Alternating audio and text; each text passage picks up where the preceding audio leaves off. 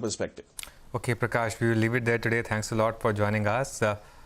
Let's invite our next guest then. Shibani Sarkar Kurian is joining us, Executive Vice President and Head of Equity Research at Kotak Mahindra AMC. Shibani, good afternoon. Thanks for joining us. It's been the best earnings season by a mile, right? I mean, I don't recall when we had this kind of earnings season last time. But you tell us, at Kotak Mutual Fund, are you extrapolating this? Are you reworking your numbers? What's the call on the market now? Hi, Anuj. Good afternoon. So yes, it's been actually 2 quarters where we have seen earnings upgrades, and that's happened after a really, really long time. So this quarter, in fact, if you look at the earnings trajectory in terms of growth, the Nifty has clocked about an earnings growth of about 22%. This comes on the back of about 17% growth in the last quarter. I think more importantly is the fact that we've seen upgrades to estimates post this quarter as well. I think that is what is key for the market from here on, is the pace of earnings upgrades vis-a-vis downgrades. Prior to the Q2, we've, at the end of the earnings season, we would possibly see higher downgrades to upgrades, and that seems to be reversing at the margin.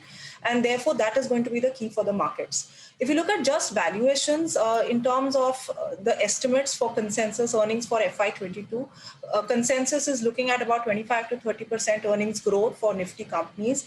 And based on that, if you look at just on a standalone absolute price to earnings, market is trading at higher than long-term average multiples. But a few key things. One is that if you look at India relative to the other emerging market pack in terms of valuations, relative valuations are not that expensive, and in fact we are close to long-term average multiples. And the second is that if the pace of earnings upgrades continues from here on, and remember that the base is favorable in Q4 and Q1 as well, the market momentum in terms of the valuation support could possibly continue.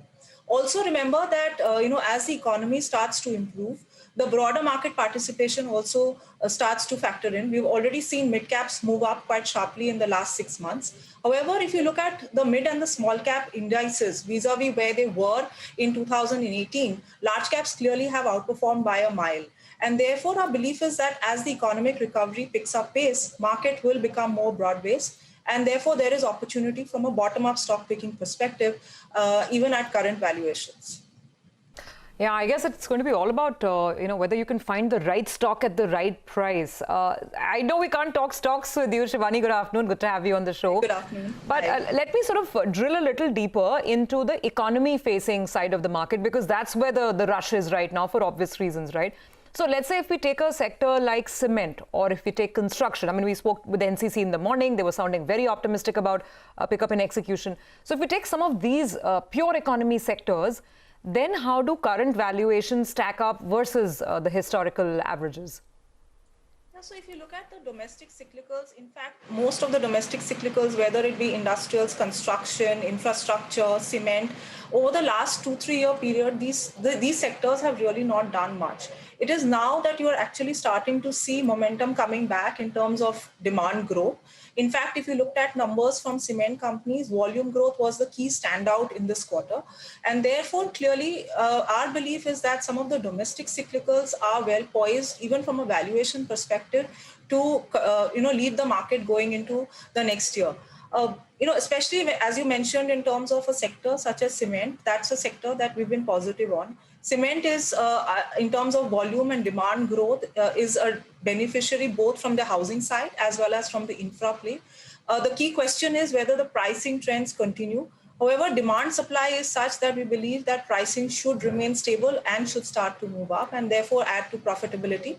And more importantly, cement is also one of the sectors where you've seen significant amount of consolidation, and that bodes well from a pricing perspective as well. So that means that our belief is profitability in the sector should remain buoyant, and as a result of which, as we are seeing the domestic infrastructure investment growth start to play out, domestic cyclicals is a segment where, in infrastructure, cement, even banks, these are segments where we are positive on. Shibani, you must have seen the move in stocks like Motherson Sumi. I know you won't talk stocks, but what is driving this rally in some of these auto and ancillary stocks? Right, so auto Autos have already seen a fairly good run. What we had seen earlier was that demand started to come back. Some of it was pent-up demand, but rural was clearly a driver. Now, where auto ancillaries are concerned, some of the auto ancillaries are also deriving demand from the global auto recovery story that is now visible. And therefore, as the global economy starts to pick up, that is also aiding demand. Second is replacement demand is fairly strong and is coming back. And third is a more structural factor that where auto anchs are concerned, where the components in the auto space, especially with transition to EVs over a period of time, that will also likely move up. The other factor to watch out for, and we will await the announcements, maybe in a few weeks or so, is on the PLI front where autos are concerned. And therefore, all of this possibly is leading to the kind of positivity that you're seeing in the auto anch space specifically and autos as a whole.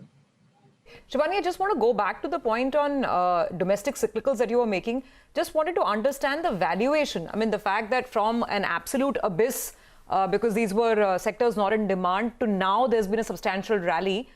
Where do current valuations post this rally stack up versus the mean? Let's say if we take a 3, 4, 5-year mean.